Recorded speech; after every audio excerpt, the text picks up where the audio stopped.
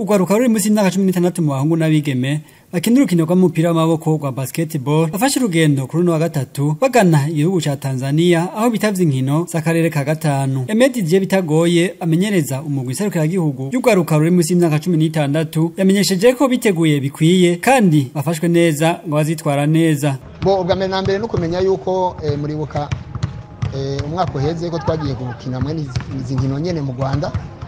Amamugabo harabaye akagorane asanga abakinyi benshi bararenza imyaka. Ubu rero muzeye ubwa mbere na mbere federation yaci bifata mu minwe abana bose dufise ubu baragize ibipimo barapima amagufa. Ubu rero mugwi tujanye bose barakwije imyaka nta muntu numwe arenza. Ubwa kabiri ibijanye n'impapuro z'inzira ubonye abakinyi bose barakwije. Mu bijanye n'uburyo naho nyene nta kintu kibuze.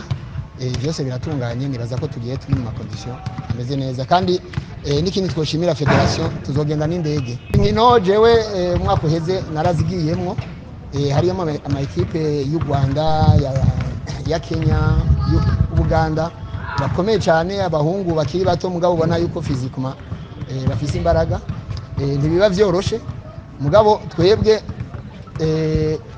ntidushobora kuvuga ngo igikombe ngo tuzogitwara mugabo tuzogira ibishoboka byose kugira dushobore kuba abambere hama gutyo tukaca turonka itike y'ikubandanya izindi nkino zikurikira.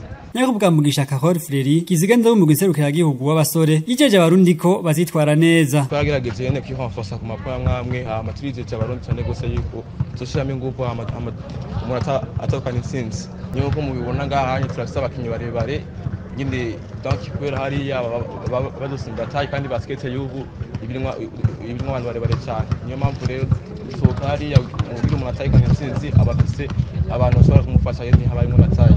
Iyo higanwa rikazotangura kwa 12 gushika kwa 14 mu Kakaro. Ibihugu bitatu arivyo Tanzania, Kenya n'u Burundi akaba arivyo bimaze kumenyekana ko bizitabira izo nkino.